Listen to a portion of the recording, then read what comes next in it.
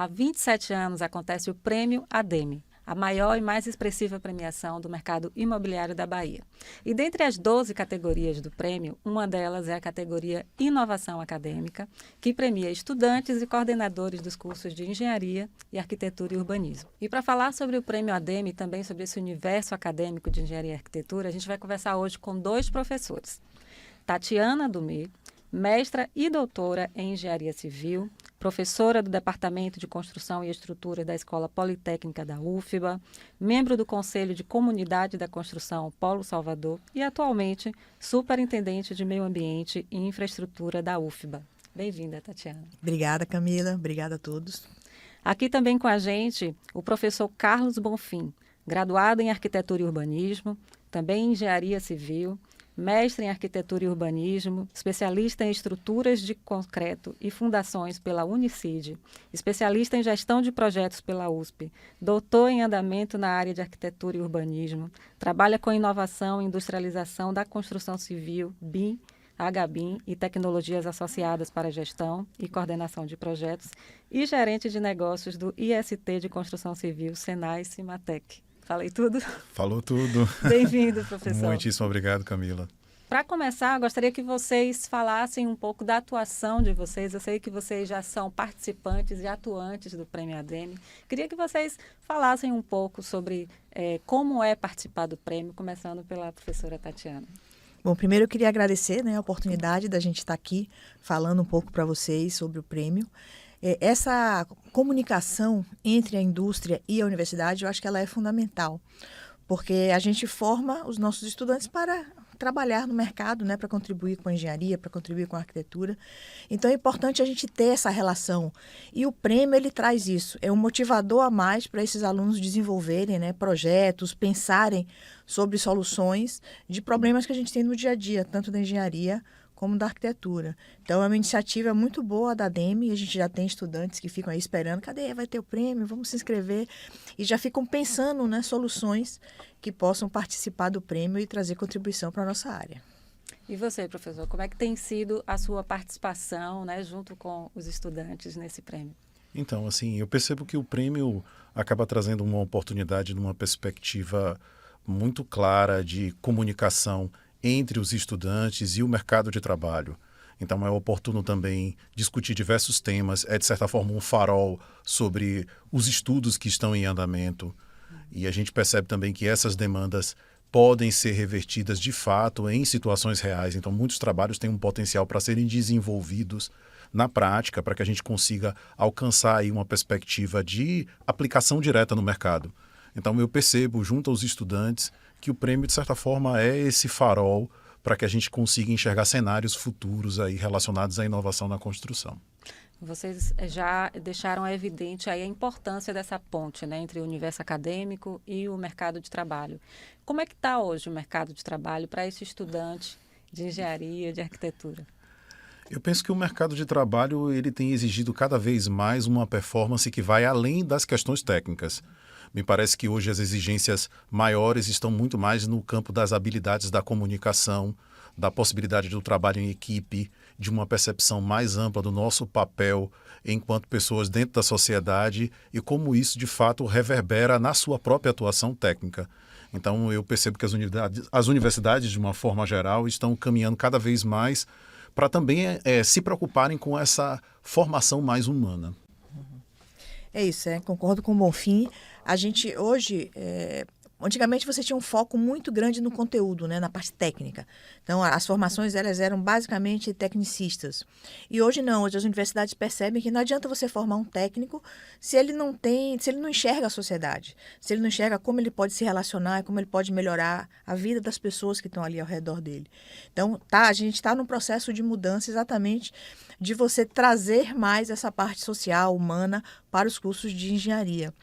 E nessa questão do mercado, o prêmio também é uma oportunidade para os alunos se mostrarem aqueles que vão contratá-lo.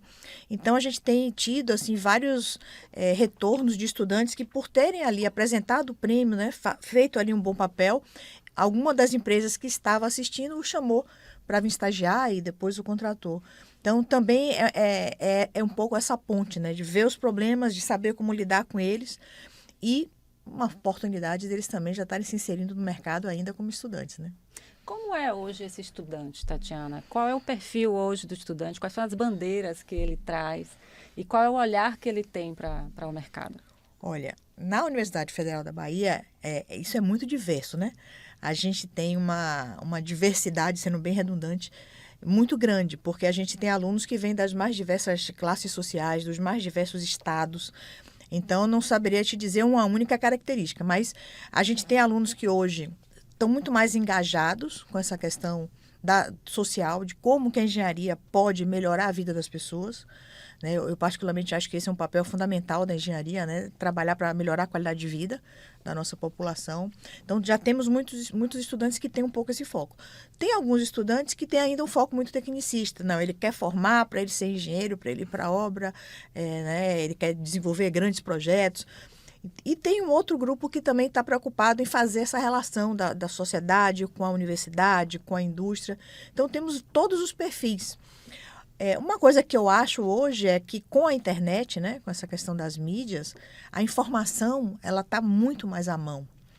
Então, que eu não sei se o que eu vou dizer é digamos, um defeito ou uma qualidade, né? Mas eu acho que é uma característica. Eu vejo muito nos alunos, eles não estão muito preocupados em se aprofundar muito nos temas, mas eles querem saber onde ele pode achar aquela informação, que depois ele vai e busca. Então, há um tempo atrás, você precisava estar com tudo na cabeça, né? Você não tinha acesso à informação. Então, esse acesso à informação rápida, na ponta, né, no seu celular, eu acho que essa é uma mudança fundamental em como o aluno enxerga esse desempenho dele na sua profissão. Né? Mas vocês acham que esse não precisar se aprofundar tanto, isso é benéfico ou é mais limitante? Não, assim, porque como a minha geração, né, foi obrigada a decorar não sei quantas mil coisas e ter tudo na cabeça, eu não sei se hoje o fato de eu não precisar fazer isso é melhor ou pior. Eu acho que é melhor. Porque, na verdade, você pode focar em coisas que são mais importantes. Você tem que saber usar o conhecimento, né? Quando eu digo mais superficial, não é que ele não saiba usar o conhecimento. Mas ele não precisa estar decorando uma infinidade de coisas. Ele tem que saber onde procurar e como usar aquela informação. Eu sempre digo que as gerações são, de fato, o lugar do encontro.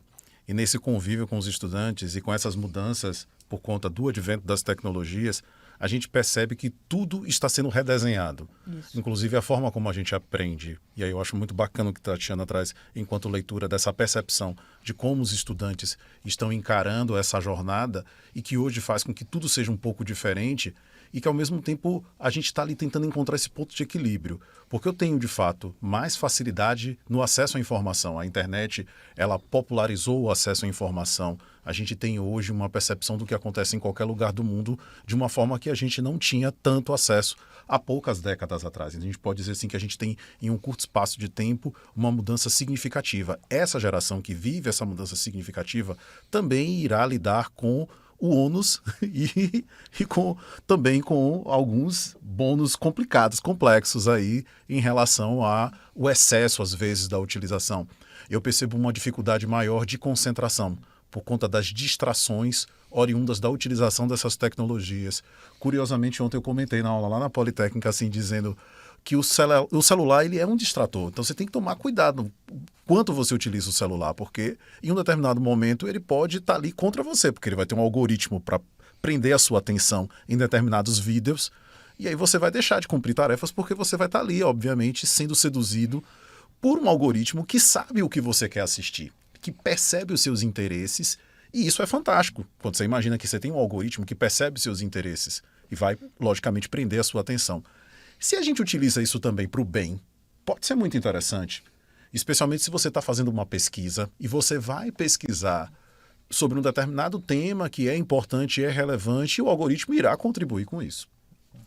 Então, eu penso que você sempre vai ter esses dois lados aí. Você falou aí das diferentes gerações e olhando para um passado não muito distante, que foi a pandemia. O que a pandemia mudou assim, dentro da sala de aula e também na cabeça do estudante? Eu também costumo dizer que nós temos um estudante pós-pandêmico diferente do estudante que não viveu essa experiência. especialmente aqueles que concluíram o ciclo do ensino médio e que depois partiram para a universidade e que começaram a universidade, por exemplo, em aulas remotas. Tudo foi diferente, muitas descobertas para os professores e também para os estudantes. Eu penso que parte desses recursos já existiam e a gente não conseguia explorar tão bem como hoje a gente explora e que existem contribuições. A gente pode ainda continuar utilizando alguns desses recursos, mas, de fato, a questão está centrada na atenção. A perspectiva da aula remota dava uma certa liberdade para que as pessoas fizessem coisas paralelas. Então, tinha gente assistindo a aula e lavando um prato. Então, e as pessoas começaram a acreditar que era possível fazer 2, 3 coisas ao mesmo tempo.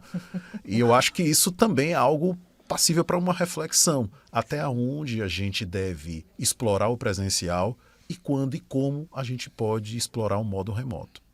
Uhum.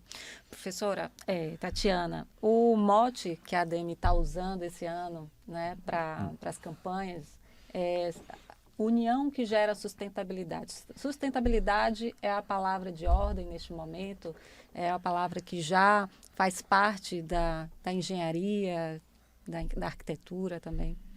Sim, né, sustentabilidade é algo que a gente já vem discutindo há bastante tempo. Mais recentemente, né, isso acabou vindo de uma forma mais forte por uma demanda, né, de vários setores da sociedade, por a gente perceber que realmente a gente está destruindo algumas coisas no nosso planeta. Então, temos que botar um pé no freio. Então, a construção civil, por exemplo, a gente gera muito entulho, né? Então, temos que reduzir esse entulho. Uma construção mais antiga, né? Mas hoje você já tem formas racionalizadas de você trabalhar, de não ter tanto desperdício.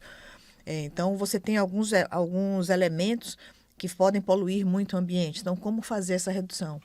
Então, a engenharia, principalmente no caso a engenharia civil, ela vem estudando muito formas de minimizar, né, os danos que a gente causa ao meio ambiente e como trazer benefícios para as nossas obras. Então, edifícios sustentáveis, obras que você tem que se preocupar desde da lâmpada que você compra, até como você vai descartar aquele resíduo, aonde você vai descartar, né, que seja no local adequado, que não cause nenhum dano ao meio ambiente. Então, a gente começa a criar responsabilidade em toda a cadeia. Então, há um tempo atrás, ninguém se preocupava com isso. Então, o caminhão chegava na sua obra, podia pegar aquilo e jogar em qualquer lugar. Hoje, todo mundo tem responsabilidade. Aonde ele vai jogar esse entulho? Então, acho que isso é benéfico. Os jovens estão muito mais preocupados com a sustentabilidade. A gente vê uma preocupação muito grande neles, né, com que planeta a gente vai ter no futuro. Então, isso é algo que eu vejo muito benéfico. Acho que desde as escolas, os meninos já vêm trabalhando nesse tema. E na universidade a gente trabalha bastante essa questão de como fazer uma construção, projetos de forma sustentável. Professor Carlos, surgem muitas ideias, muitos projetos dentro da sala de aula que você olha e pensa, pode ser aplicado no mercado? Com certeza. E é exatamente isso que a gente espera dessa geração, que eles tragam essa experiência do que a gente tem vivido e transforme isso em realidade. As experiências tanto positivas como negativas. Eu costumo dizer que a gente tem uma agenda ambiental muito importante que está em discussão e que precisa de ações para serem colocadas em prática de forma emergencial. A gente tem um compromisso em desenvolver de forma mais equilibrada aquilo que a gente utiliza desse meio ambiente. E aí eu percebo que a sala de aula se torna esse campo fértil de discussão e de aprendizado e de troca de experiências entre as gerações, permitindo que a gente consiga, de fato, ter ideias mais disruptivas e que, de fato, possam ser colocadas em prática. Queria que vocês falassem um pouquinho como é que se dá a preparação dos projetos que são inscritos no Prêmio ADEME. Já começaram a pensar aí nos projetos? Como é que está esse movimento? Muitas vezes, falando da experiência da UFBA, esses projetos já são projetos que estão em andamento, né? Não pode até acontecer, mas não é o usual. Vai lançar o prêmio, vou fazer uma coisa agora para o prêmio. Não. Normalmente são pesquisas que já estão em andamento. Então, a gente tem vários professores, né, que já têm até um histórico de participarem sempre aí do prêmio. Então, são alunos de iniciação científica, alunos do mestrado, do doutorado, porque também tem uma coisa da pós-graduação. Então, eles já vêm trabalhando nisso. Então, quando tem o prêmio, é uma oportunidade que eles têm de formatar aquele trabalho que eles já vêm desenvolvendo para apresentar no prêmio. Pode acontecer algo pontual, mas não é o usual, pelo menos lá na UFBA, da gente ter alguém que do nada vai desenvolver algo. Então, são pesquisas que já vêm acontecendo, algumas até são continuação. Então, teve uma etapa num prêmio do ano passado, esse ano a gente já tem uma nova etapa daquele projeto. Então, são projetos que já estão em andamento e são formatados para o prêmio. Lá no Senai Cimatec, a gente tem na estrutura da graduação as trilhas de inovação acadêmica. E essas trilhas, elas têm uma das saídas, é a trilha pesquisador, que desenvolve trabalhos com foco aí em pesquisas aplicadas. A gente vem percebendo cada vez mais interesse dos estudantes de arquitetura e de engenharia civil nesse contexto e certamente a gente vai perceber alguns desses trabalhos aparecendo aí na seleção dos projetos que vão concorrer ao Prêmio de Inovação. Bom, nosso tempo está acabando. Quero muito agradecer a presença de vocês. Deixar aqui as considerações finais, professora. Bom, primeiro eu queria agradecer a DEME pelo convite de estar participando desse prêmio, agradecer a Camila, a Band por esse espaço e dizer que são ações como essa que ajudam a formação dos nossos alunos, a melhorar, né, a formação dos nossos alunos em se tornarem cidadãos melhores e que possam contribuir mais para a sociedade. Muito obrigada a todos aí pelos convites e pelas participações. Também agradecer, Camila, agradecer muito à ADEME, à Band, essa oportunidade, dizer que é uma honra fazer parte desse projeto, desejar sucesso aos estudantes que estão começando a sua trajetória dentro do campo da arquitetura e da engenharia civil e que existem diversas oportunidades de inovação para serem exploradas e que, de fato, o prêmio é aí uma grande porta de entrada para o mercado de trabalho. Sucesso a todos. Obrigada, boa sorte no Prêmio ADEME. Esse foi o ADEMEcast, o videocast que deixa você bem informado sobre o mercado imobiliário baiano. E se você quiser saber um pouco mais sobre o setor imobiliário, você também pode acessar as redes sociais da ADEME, que estão aqui na tela, ou o site ademe-ba.com.br. Obrigada e até a próxima.